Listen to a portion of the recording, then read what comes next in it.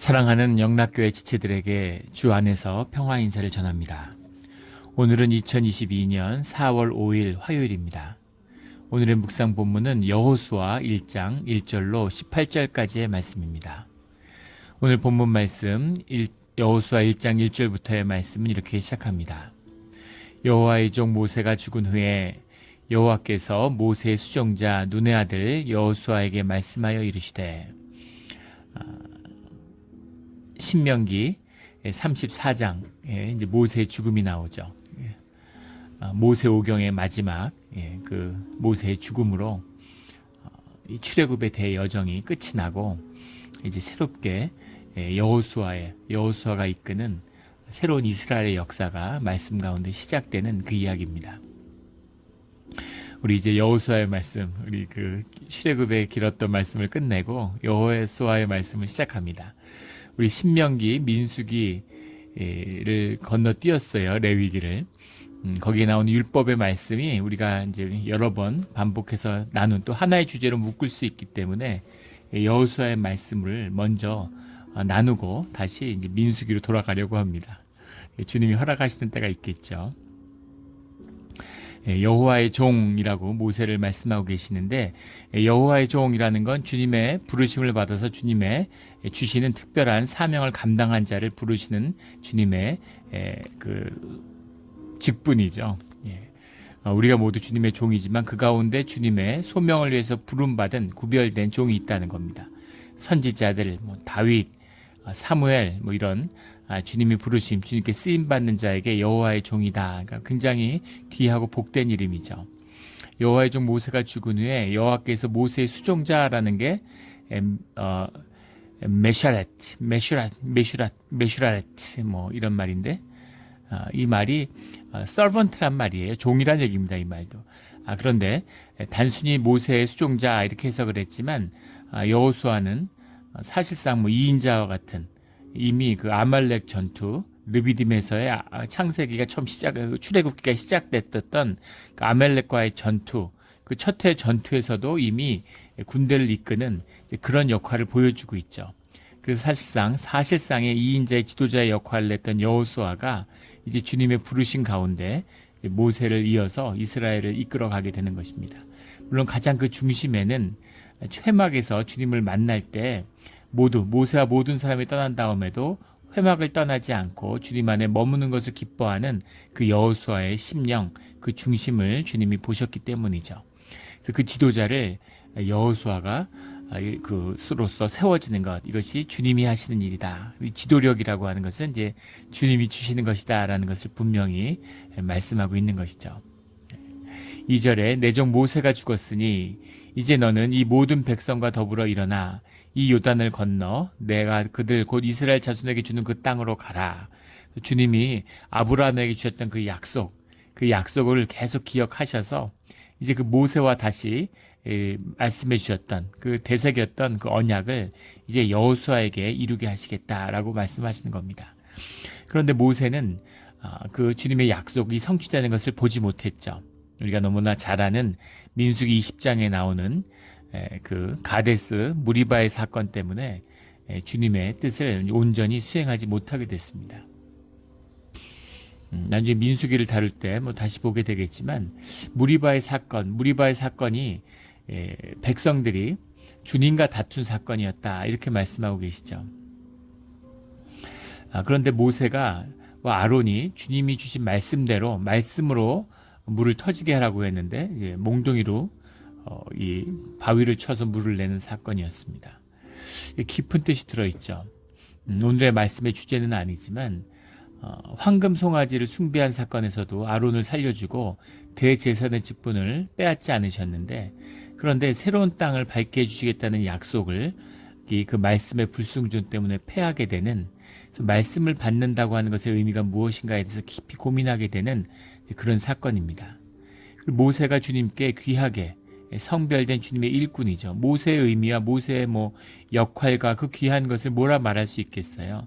그러나 그 말씀에 순종하지 못한 사건으로 인해서 가나안의 땅을 밟지 못하는 가슴 아픈 이야기죠. 그게 얼마나 보고 싶겠어요. 그 땅에 들어가고 싶었을 겁니다. 그리고 그 땅에 처음에 들어갈 수 있었죠.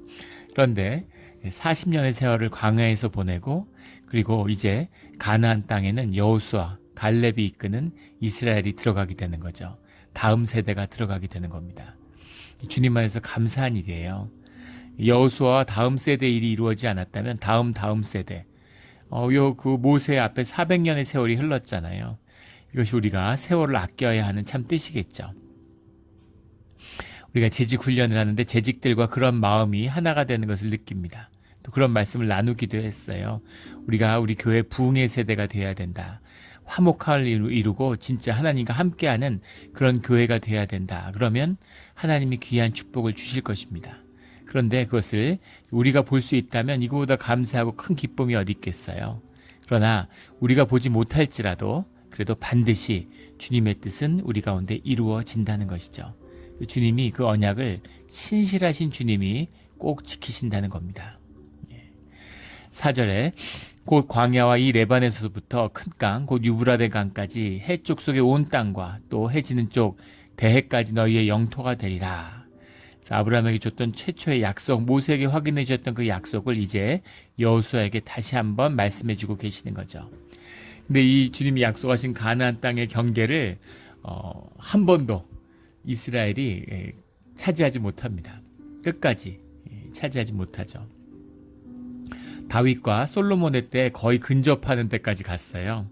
근데 주님이 주셨는데 차지하지 못하는, 헷 족속이라는 건 가나안의 족속을 대표하죠. 우리 창세기 10장에 나오는 가나안의 둘째 아들 헷의 후손들입니다. 이들이 이미 고대 왕국을 이루고 강력한 왕국들을 이루고 있어요. 그런데 그 온 땅과 그 모든 가나안의 땅을 주겠다라고 약속을 하셨는데 그 약속을 차지하지 못하는, 그 말씀에 온전히 순종하지 못함으로 그 일을 우리의 삶 가운데 이루지 못하는 그런 이스라엘의 모습이 나타나는 것이죠. 오늘 우리에게도 축복의 말씀과 약속을 주십니다. 그런데 그 말씀을 담대히 순종하지 못하는 우리의 삶의 모습을 보게 되는 거죠. 안타까움입니다. 5절에 내 평생에 너를 능히 대적할 자가 없으리니, 원문의 정확한 뜻은 네 앞에 설 자가 없다 이런 것인데, 주님이 그 능력을, 주님의 힘을 여호수아에게 부어주시겠다라고 하는 약속인 거죠. 내가 모세와 함께 있었던 것 같이 너와 함께 있을 것임이니라. 너와 함께 하겠다. 9절에도 내 하나님 여호와가 너와 함께 하느니라. 너와 함께 한다. 주님이 우리와 함께 하신다는 것만큼 더 큰 축복이 무엇이 있겠습니까? 절대자, 창조주이신 주님이, 역사의 주인이신 주님이 우리와 함께 하겠다. 내가 너와 함께 하겠다. 그러면 다 끝난 것이죠. 누가 여호수아를 대적할 수 있겠어요? 그 믿음, 그 주님이 주신 언약 가운데 함께 있다라는 주님의 말씀이죠. 예수님이 십자가에서 마지막 떠나실 때 마태복음 28장에 보면 내가 너희와 세상 끝날까지 함께 하겠다 이렇게 약속해 주시죠. 그 약속이 오늘 우리에게까지 이어지고 있는 겁니다. 주님 우리와 함께 하시겠다. 내가 너와 함께 있겠다. 이렇게 약속해 주셨어요. 이 약속을 붙들고 절대로 약속을 패하거나 약속에서 떠나지 않는 우리 모두의 믿음의 삶의 자리가 되기를 주의 이름으로 축원합니다. 너와 함께 있을 것입니다. 임마누엘의 하나님, 그 약속인 거죠. 내가 너를 떠나지 아니하며 버리지 아니하리니, 약속을 믿고 가는 것이죠. 주님이 언약을 지키겠다고 하셨으니까 우리가 버리지 않는 이상은 이 약속은 우리와 늘 함께하고 있는 것입니다. 6절에 강하고 담대하라. 강하다라는 게 하자크라는 말인데, 하자크라는 말은 이제 손에 힘을 줘서 꽉 잡는 것입니다. 담대하라라는 말은 에마츠 이런 말인데, 원뜻은 무릎에 힘을 주고 일어서는 것이었다 그래요. 용기를 가져라 이런 뜻이죠. 강하고 담대하라. 손을 꽉 잡아라. 우리 경상도 방언에 단디해라 이런 말이 있죠. 일을 할 때 단디하라고, 그런 말입니다.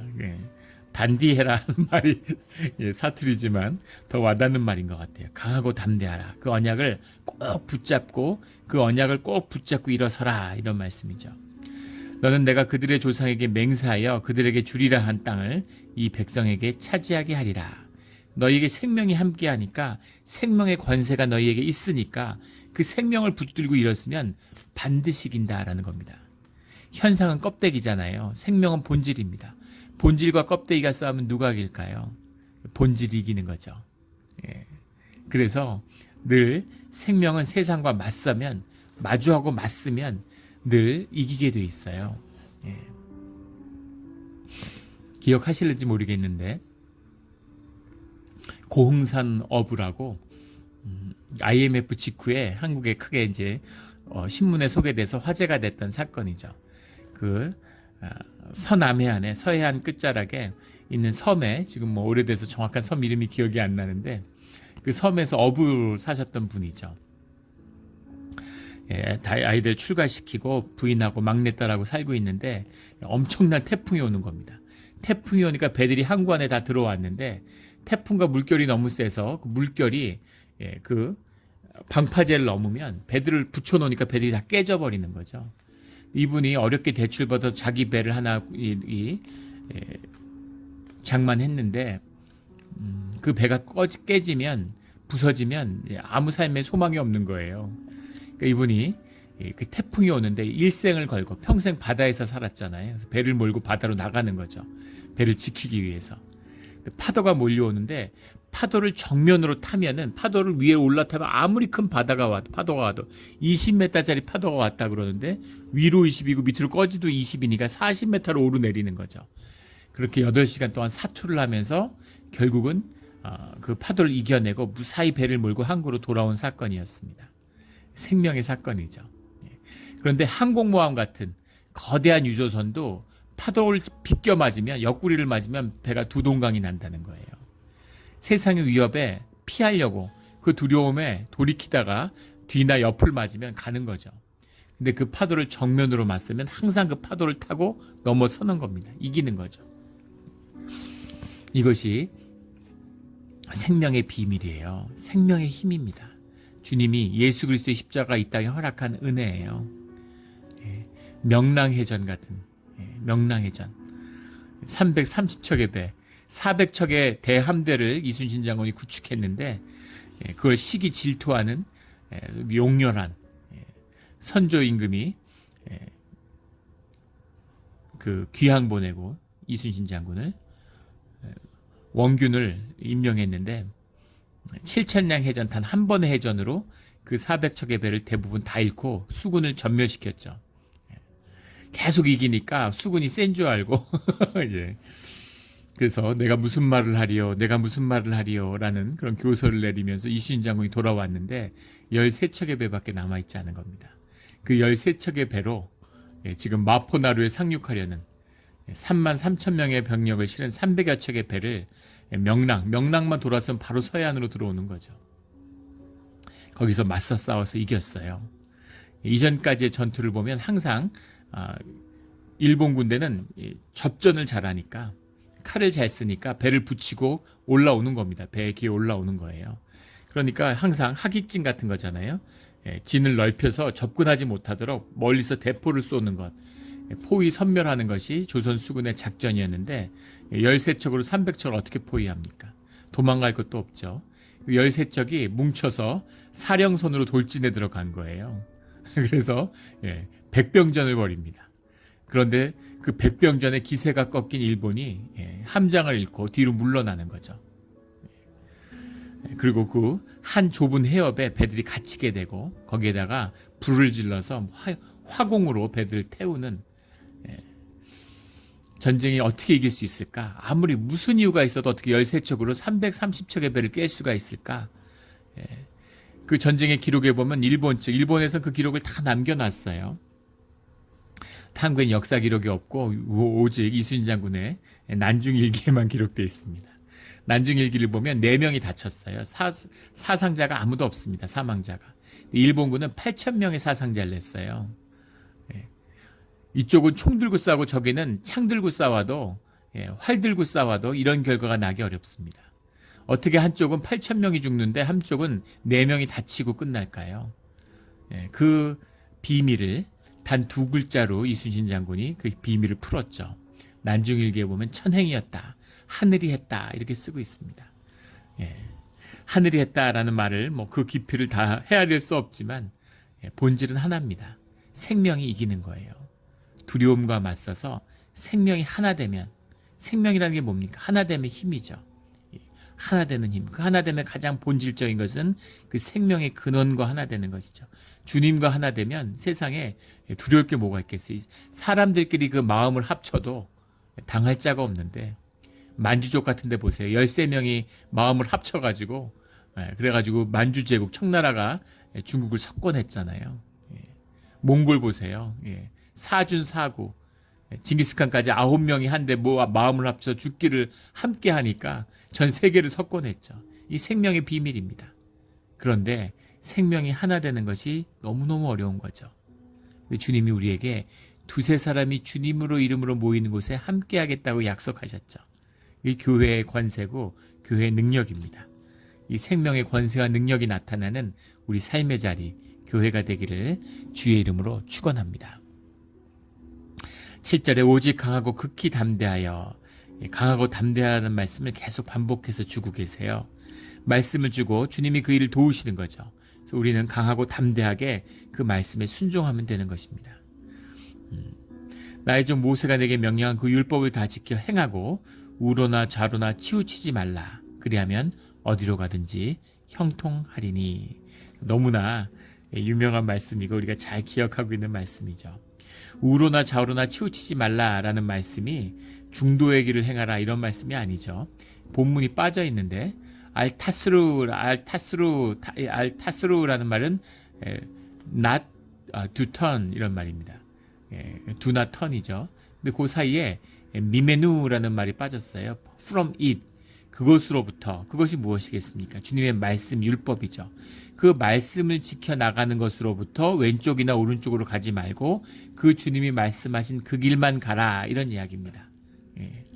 이 말씀을 나누는 것은 무슨 하도 좌파 우파 막 이런 세상이 정치적으로 분열해서 싸우니까 한국도 마찬가지고 미국도 마찬가지죠. 그러니까 그런 무슨 당파성을 이야기하는 건 줄 알아요. 근데 그런 말이 아니죠. 주님의 말씀으로부터 빗나가지 마라 이 말씀입니다. 말씀하는 그대로 가야 된다. 그런 말씀이죠. 그렇게 주님의 말씀대로 율법대로만 행하면 그러면 형통하리니. 형통이라는 말이 타스킬이라는 말인데 이 타스킬을 영어 성경에 보면 뭐 prosper, 무슨 success 이런 식으로 해석을 해요. 물론 그런 의미도 들어 있습니다. 그런데 이 의미에는 길이 열린다라는 뜻이죠. 어디로 가든지 현상적으로 보고 눈으로 보면 이 길로 가든지 저 길로 가든지 주님의 말씀과 믿음 안에 거하면 그러면 주님이 길을 여신다는 거죠. 들어와도 복을 받고 나가도 복을 받는, 어디로 가도 복을 받는. 어디로 이민 가야지 되나? 요즘에는 예전엔 이민들이 다 LA로 왔는데 뉴욕이나 요즘엔 대부분이 뭐 아틀란타나 시애틀로 간다고 그러죠. 그런데 얼루 가서 살아야 되나? 시애틀에 살아야 되나? 뭐 LA 살아야 되나? 무슨 산호세에서 가야 되나? 몬트레일 살아야 되나? 어디 가든 상관없는 겁니다. 주님의 말씀 가운데 주님이 함께 하시면 어디 가나 천국이고 어디 가나 타스킬이라고 하는 형통의 길이 열리는 거죠. 주님의 말씀과 함께함으로 어딜 가든지 형통의 길이 열리는 우리 삶의 자리가 되기를 주의 이름으로 축원합니다. 아멘. 8절에 이 율법책을 내 입에서 떠나지 말게 하며 주야로 그것을 묵상하여 그 안에 기록된 대로 다 지켜 행하라. 그리하면 내 길이 평탄하게 될 것이며 내가 형통하리라. 말씀 가운데 형통의 비밀이 있음을 주님이 다시 한번 확인시켜 주시는 거죠. 말씀과 함께 해야 되는 겁니다. 이 신앙의 길이고 믿음의 길이에요. 우리가 매일 말씀을 묵상하고 묵상을 나누는 것처럼 모두가 묵상하죠. 묵상을 나누는 이유는 우리가 이유식을 먹는 것처럼 말씀을 먹고 자라나는 훈련을 하는 겁니다. 이런 걸 나눌 필요도 없는 그런 때가 오겠죠. 모든 분이 말씀을 먹는 대제사장같이 왕같은 제사장으로 부름받은 우리 자리에서 말씀이 중심에 있는 게 당연하지 않겠습니까? 우리 말씀 통독을 하고 있어요. 많은 분들이 교회에서 통독하고 있습니다. 그리고 매일 하고 있는지 안 하는지를 우리 전도사님이 체크해서 저한테 보내주시는데 정말 여러분들이 하루도 빠지지 않고 열심히 체크해서 내고 있는 것을 보게 됩니다. 통독 안 하고 했다고 거기 체크하고 보내 이런 분은 한 분도 안 계시겠죠. 뭐 그럴 필요도 없고 그렇다면 진짜 어리석은 사람이죠. 종교로 주님의 임재를 폐하는 최악입니다. 자기 삶을 저주로 묶는 거예요. 그런 분은 이제 한 분도 없으리라고 생각합니다. 그 말씀을 떠나지 않게 묵상하는. 예전에 한 목사님이 그런 고백을 하세요. 목사님이 아주 뭐 똑똑하고 미국 감리교 목사님인데 그 목사님이 진짜 공부도 못하고 말썽꾼이었고 참 한심하게 그렇게 이제 청소년기를 살았는데 어머니가 권사님인데 딱 한 가지 네가 어떻게 살든 뭘 하든 너 인생이다. 근데 부모로서 엄마로서 한 가지만 꼭 잊지 말고 부탁하자 이러면서 매일 성경을 3장씩만 읽으라고 우리가 지금 하고 있는 통독이죠. 하루에 3장씩 읽으면 1년이면 한 번을 읽어요. 네가 무슨 짓을 해도 좋은데 그건 꼭 지켰으면 좋겠다. 이렇게 이야기를 해서 그거는 엄마와의 약속이고 또 그걸 안 하면 용돈을 안 주시고 물론 뭐 거짓말하고 속일 수도 있었겠지만 그거 하나를 지켰다는 거예요. 근데 인생이 지나고 보니까 그게 내 인생에 지켜주는 닷줄 같은 것이었구나. 생명줄이었구나 하는 것을 알겠다고. 주님이 남긴 주님이 주신 말씀이지만 어머니가 남긴 가장 소중한 유산이었다라는 것을 이제는 알겠다 이런 얘기를 하시더라고요. 그런데 어떻게 학교도 잘 가고 또 뭐 유학도 가고 박사학위도 받고 또 학교에서 학생들도 가리키고 뭐 이렇게 계속 길이 열리는 그 영어로 미국 학생들을 가리킬 기회가 있었는데 그게 쉽지 않잖아요. 근데 그런 일들이 그때그때 계속 길이 열리면서 인생이 결리는 이런 경험들을 하게 됐다는 거죠. 그래서 참 복이 있구나. 참 복이 있구나. 그것이 말씀에 있었다라는 것을. 그래서 어머니가 진짜 귀한 유산을 남겼구나. 돈, 재산 이런 거 남겼으면 다 털어먹었을 텐데 말씀을 묵상하는 그런 유산을 남겨서 그래서 삶의 길이 열렸다. 이런 고백을 제가 기억을 합니다. 그런 것이죠. 내 길이 평탄하게 될 것이며 내가 형통하리라. 이런 거죠. 9절에 내가 내게 명령한 것이 아니냐. 강하고 담대하라. 두려워하지 말며 놀라지 말라. 내가 어디로 가든지 내 하나님 여호와와 너와 함께 하느니라. 약속의 말씀을 주시는 겁니다. 평탄하게 하고 형통하게 한다는 것이 쉽다는 뜻인데 쉽다는 뜻이 고난이 없거나 어려움이 없다는 뜻이 아닙니다. 가나안에 들어가는 게 얼마나 힘든 일이겠어요. 광야에 사는 게 쉽겠습니까? 가나안에 사는 게 쉽겠습니까? 광야에서는 한 일이 없어요. 아무 일도 없고 주님 말씀하는 대로 광야에서 계속 이동만 하면 됩니다. 농사질 필요도 없어요. 밥 먹는 거 걱정하실 필요도 없습니다. 만나를 주시는데 주시는 대로 먹으면 돼요. 쌓을 것도 없어요. 쌓으면 다 썩는데 하루에 주실 일용할 양식을 주시는 것에 감사함으로 쌓아놓은 말씀을 수련하는 것을 배우는 게 광야의 삶이었습니다. 근데 지금 가나안에 들어갔는데 주님이 너무 귀한 말씀을 미리 주시는 거죠. 축복의 말씀을 주시고 형통하고 강하고 담대하라. 싸우면 네가 이긴다. 그런데 문제는 노예 생활하다 나와서 광야 생활하다 왔어요. 그렇게 싸움을 해본 적이 없습니다. 물론 아주 광야에서도 싸워본 적이 있고 아멜렉 족속하고 싸웠지만 그거는 주님이 함께 하시는 그 은혜대로 정말 다 나가서 싸운 거지 군사훈련을 받거나 군대로 조직돼 본 적이 없잖아요. 그리고 더 무서운 것은 놀라운 것은 애굽도 평지고 광야도 평지라는 겁니다. 물론 여러 달 동안 시내산에 머물기도 했지만 기본적으로는 평지를 살던 사람들이에요. 근데 가나안에 들어갔는데 가나안은 산지라는 겁니다. 평지에 살다가 산지에 들어가서 살아야 돼요. 처음 가보는 길입니다. 거기에 강력하게 자리 잡고 수천 년을 살아온 수백 년을 살아온 민족이 털을 잡고 있어요. 그들과 싸워야 됩니다. 그리고 농사를 지어야 돼요. 오늘 11절에 양식을 준비하라.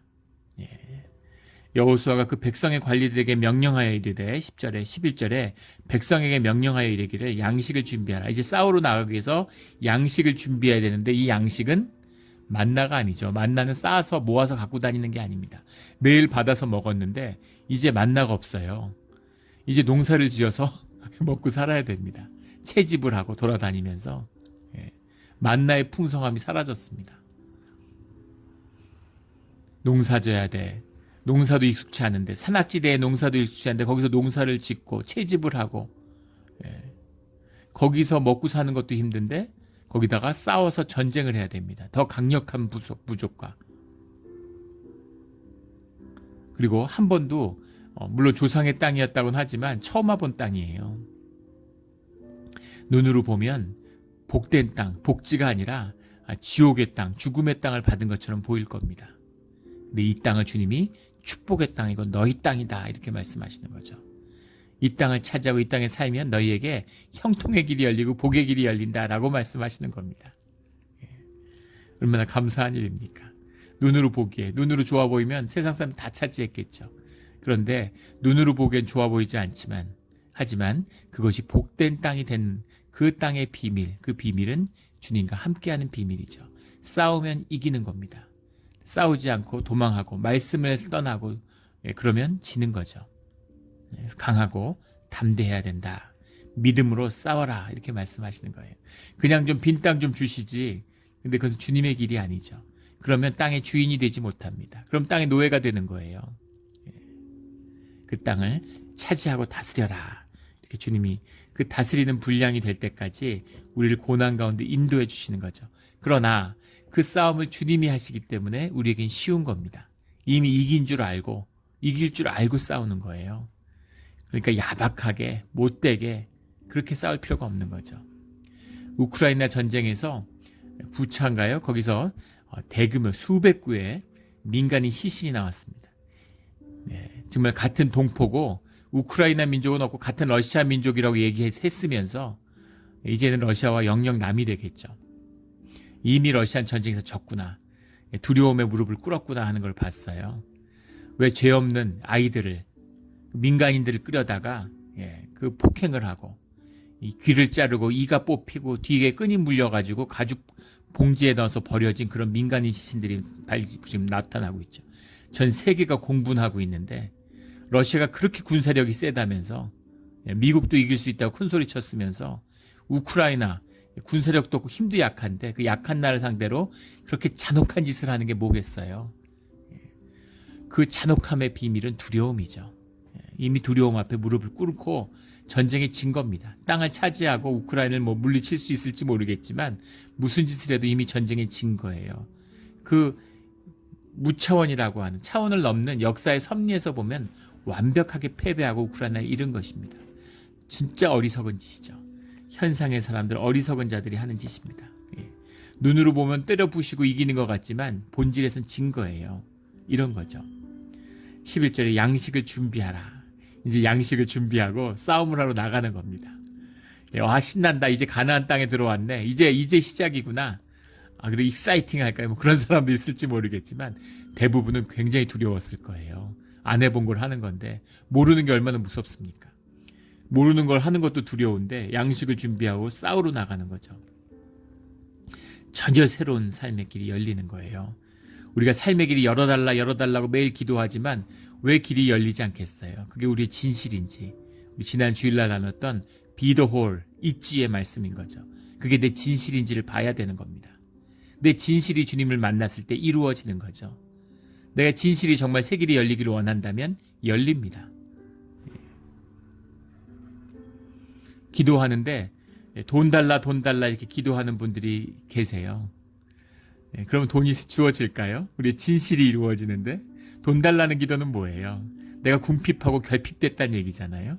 내 진실이 궁핍과 결핍인데 기도를 통해서 내게 이루어지는 진실이 뭐겠습니까? Be the whole이 뭐겠어요? 그런 기도를 하면 점점 가난해집니다. 주님 안에서 부요함과 풍성함을 누리는 내 삶의 진실이 주님과 만나야 그 진실이 내 삶의 모습이, 내 삶의 자리가 되는 거죠. 그래서 말씀을 만나고 삶의 부요함을, 심령의 부요함을 먼저 만나야 되는 것입니다. 그런 이 말씀의 비밀을 깨달아 아는 우리 모두가 되기를, 살아가는 우리 모두가 되기를 주의 이름으로 축원합니다. 12절에 여호수아가 또 르우벤 지파와 갓 지파와 므낫세 반 지파에게 말하여 이르되, 우리가 아직 민수기를 나누지 않고 여호수아서로 와서 이 표현이 그런데 왜 므낫세는 반 지파일까? 민수기 32장에 나오는 이야기죠. 민수기 32장 32절부터 말씀해 보면 땅을 나누는 이야기가 나와요. 우리 32절에 한번 가보겠습니다.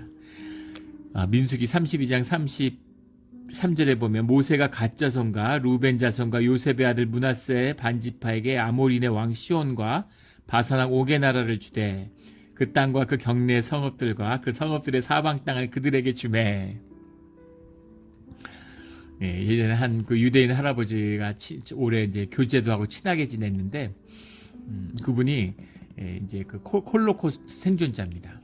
미국에 처음 오게 됐는데 미국에 오게 될 때 그 유대인 회당에서 유대인들이 이제 환영하면서 주님이 이 미국 땅을 우리에게 주셨다. 그 땅을 서로 나누는 그런 행사를 가졌대요. 네가 갖고 싶은 땅을 차지하라고.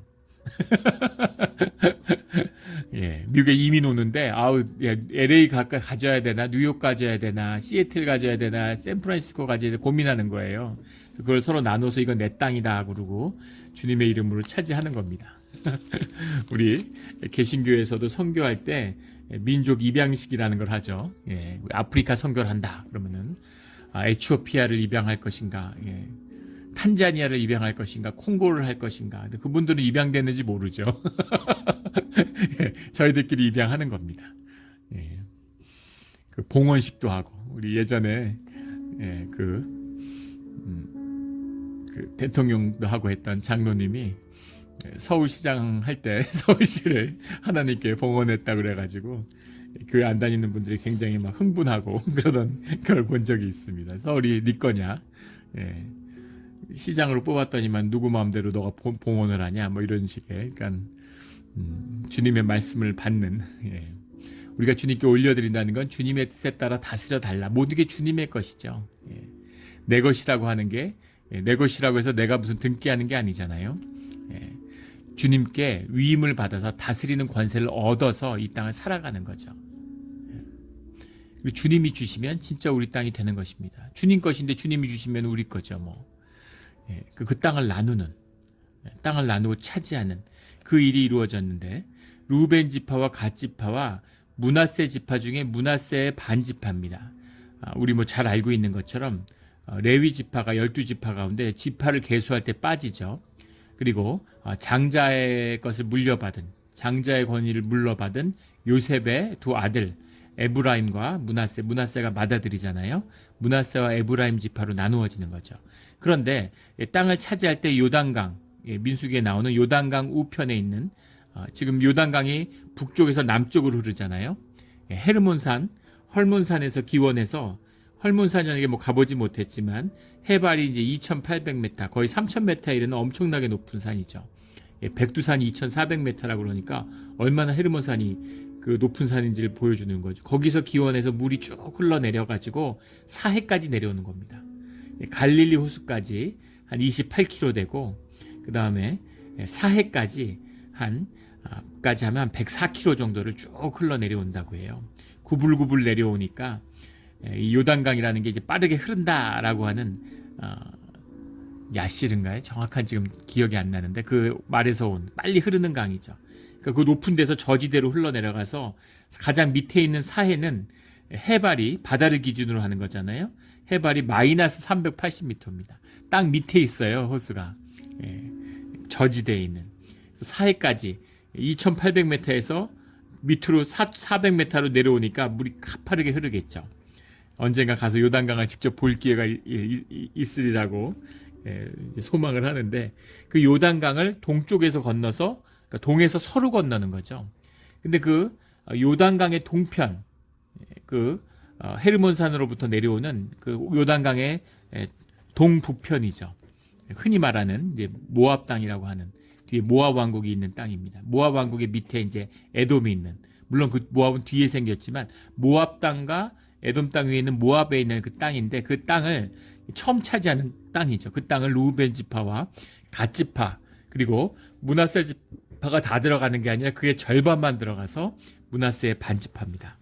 그리고 그럼 나머지 반 지파는 어디 있는가? 여호수아 17장에 가면 뒤에 나오는데, 에브라임 지파가 차지한 땅의 북쪽 요단강의 서편이죠.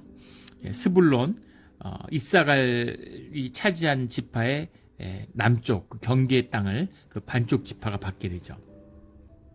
그래서 이 두 개 반, 2.5 지파가 들어가서 이 땅을 차지하게 되는데, 처음 차지하게 되고 상당히 넓은 지역입니다.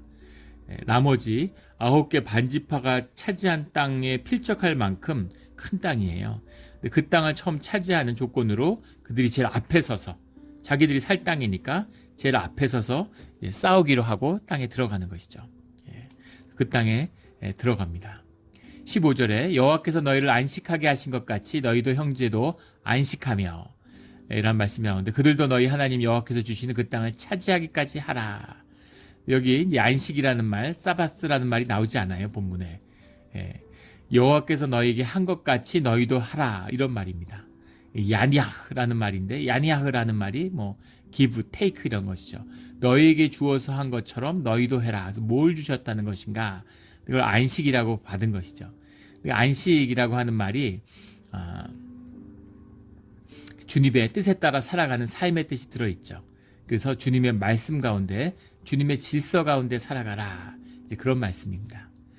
14절에 나오는 모든 용사들은 무장하라라는 말이 하무심이라는 말인데, 이 말이 하무스라는 말이 원형입니다. 5이란 뜻이에요. 영어로는 in battle array 이렇게 했는데, 왜 5일까? 기본 전투의 단위가 5명, 5인이 1조로 돼서 나갔다는 것을 10호, 100호 밑에, 10부장 밑에 그걸 5명으로 나눠서 최소 단위가 5인 거죠. 5명이 싸우러 나가는, 우리 근데 군대 가보신 분들은 분대가 있잖아요. 한 분대가 9명이고 전우조가 3명씩 짜여져 있는 것처럼, 최소의 전투 단위가 9명이 나가는 것처럼 최소의 전투 단위는 5명에서 유래된 거죠. 무장하고 전열을 짜라는 얘기입니다. 그렇게 해서 전쟁에 나가는 거죠. 그 말씀이 전해지니까 17절에 우리는 범사의 모세에게 순종한 것 같이 당신에게 순종하려니와 오직 당신이 하나님 여호와께서 모세와 함께 계시다는 것 같이 당신과 함께 계시기를 원하나이다.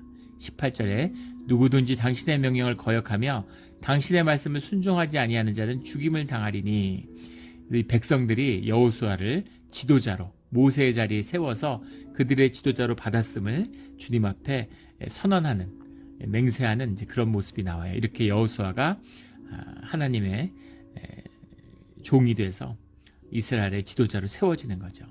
오직 강하고 담대하소서, 주님이 하신 말씀, 강하고 담대하라 하는 말을 이 이스라엘 백성이 똑같이 강하고 담대하소서 하고 여호수아에게 주고 있는 거죠. 이것은 백성들의 말이지만 주님이 주시는 말씀을 확인해주는 그런 말씀인 거죠. 주님의 말씀인 겁니다. 여호수아가 하나님과의 관계 안에서 하나님 안에서 세워지니까 이 백성 가운데서 세워지는 겁니다. 이렇게 순종하는 백성들이 아닌 걸 우리가 알잖아요.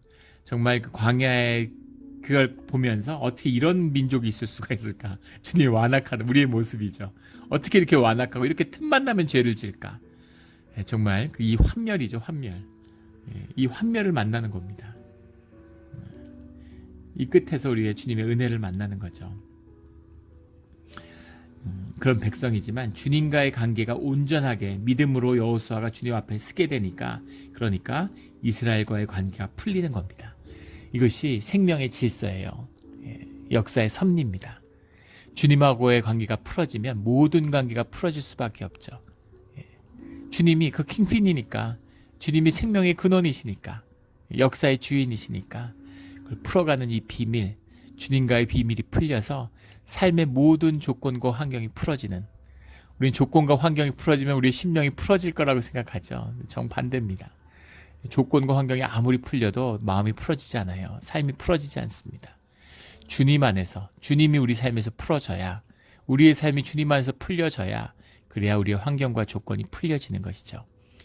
이 깊은 삶의 신비가, 신앙의 신비가 풀어지는 우리 삶의 자리가 되기를 주의 이름으로 축원합니다. 아멘. 함께 기도드리겠습니다. 하나님 아버지, 감사합니다. 주님의 은혜로 우리가 살아갑니다. 주님의 말씀에 순종하며 말씀이 입술에서 떠나지 않아서 주님의 인도하심이 늘 강하고 담대하게 주님의 믿음 안에 거함으로, 주님의 길을 감으로 우리 앞에 새로운 삶의 길, 형통의 길이 열리기를 소원합니다. 감사합니다. 주님, 인도하여 주시옵소서. 끝까지 함께 하겠다고, 이 세상 끝까지 함께 하겠다고 약속하셨사오니 그 약속을 붙들고 주님과 끝까지 함께하는 우리 모두가 되게 하여 주시옵소서. 감사하며 예수 그리스도 이름으로 기도드렸습니다. 아멘.